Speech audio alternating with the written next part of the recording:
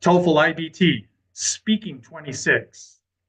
Aaron at speaking26.com. Today's live stream is advice on TOEFL IBT speaking question 1 and some more advice for the integrated questions. The advice for TOEFL speaking question number 1 is this.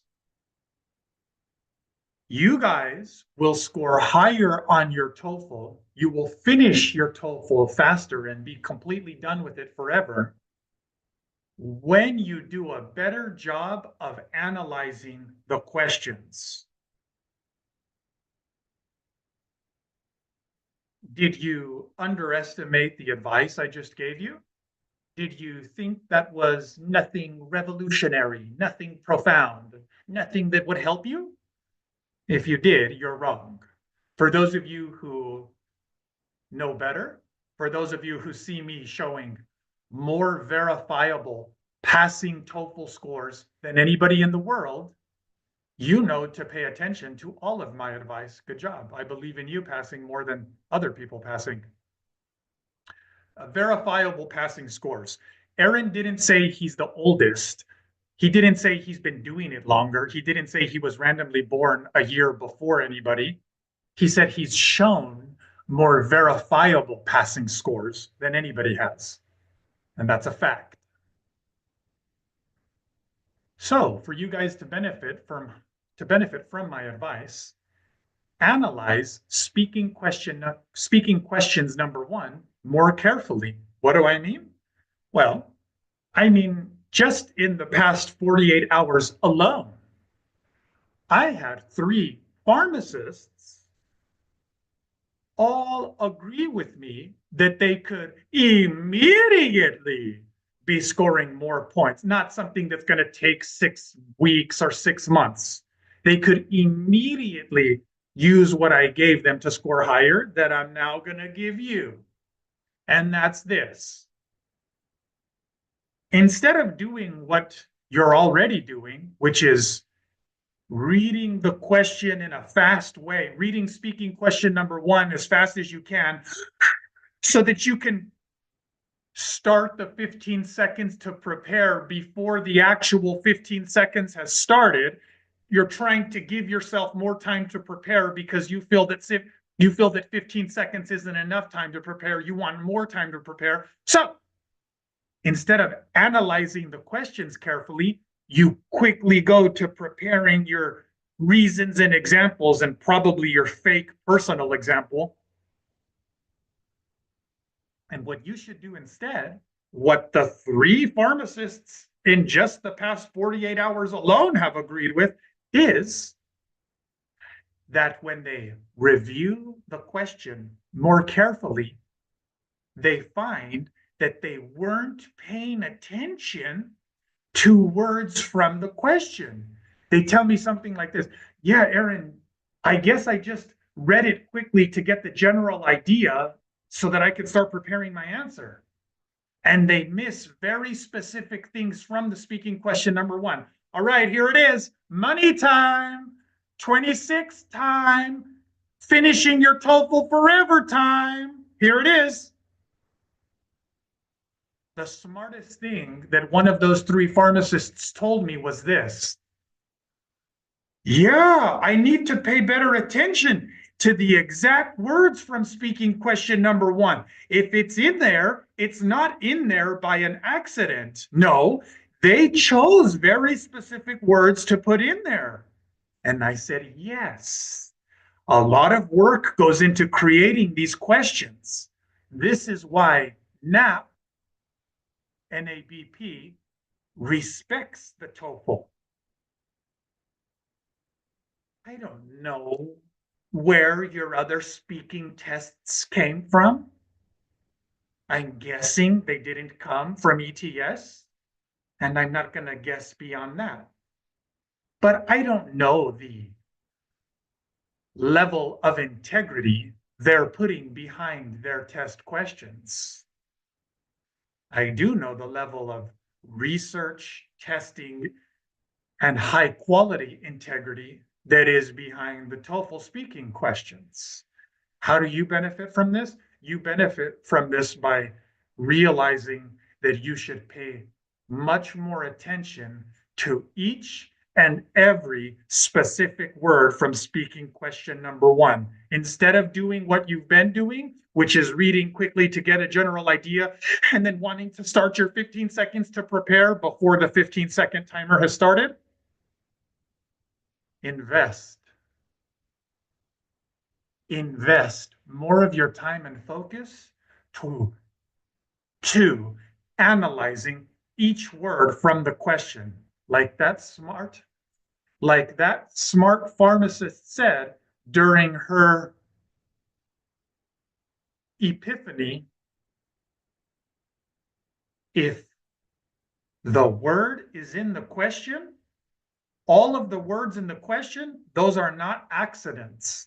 Those words, every single word is consciously chosen. How much time do you think they put behind writing the questions? Do you think they have multiple people review the questions? Do you think they test it and then refine it? The words in the question are never by accident. They're always by conscious choice, by researched, by choices that are backed by research.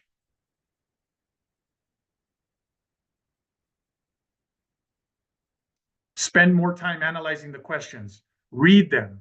Instead of writing down reasons, examples, whatever else your predetermined strategy is before you've even read the question, instead of doing that, read the question twice. Don't worry. You don't need to do that writing down thing that you've been doing, trying to have a full 45 seconds planned. That's one of the reasons why you haven't been earning an advanced score. You want to read a pre-planned speech instead of giving a speech, instead of speaking, instead of giving a 45-second answer. I know it scares you to speak spontaneously. I know it scares you, the thought of speaking spontaneously for 45 seconds, but you should do it because you should be more scared of never finishing your TOEFL. You should be more scared of never getting 26 on speaking. You should be more scared of never improving the quality of your life. I want you to get 26 on speaking because I want you to tell your friends that I helped you to get 26 on speaking. So be more afraid of not making the improvements to pass than being afraid of speaking spontaneously for 45 seconds. Okay, there's the advice for question number one. Now here's the other advice. This pertains more to speaking question 2, 3, and 4, the integrated questions. When a lot of the test takers that I'm helping in the Speaking 26 Zoom meetings that you can go see on speaking26.com, when I'm helping the test takers in the Zoom meetings, they will often answer in a way that's not as thorough as they could be answering. What do you mean, Aaron? I mean, they will often say things like, we all know that the human grader has heard, if I'm answering a question number 3 about X topic, we know that the human grader has probably heard 100 answers that day about question number 3, topic X. But thinking like that doesn't help us to get 26 on TOEFL iBT speaking and finish our TOEFL, because that's not what the question instructs us to do. The question instructs us to explain. So instead of thinking, well, the human grader knows this concept, he or she has listened to 100 answers, you should be giving an answer with this kind of mindset. I have 60 seconds to teach somebody about this concept. The person who's listening to my answer did not get to read the reading passage that I read. The person listening to my 60-second answer did not get to hear the listening part that I got to hear. The person listening to my answer has one and only one thing to learn from: my 60-second answer. So, are you saying your 60 seconds in a way that's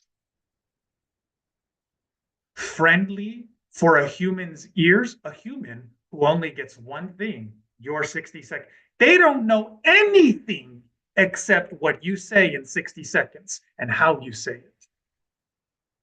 Am I saying my 60-second answer in a way that's digestible for a human's ear who doesn't know anything else about the question? That's how to better understand the TOEFL's instructions when they tell you to explain. Aaron at speaking26.com.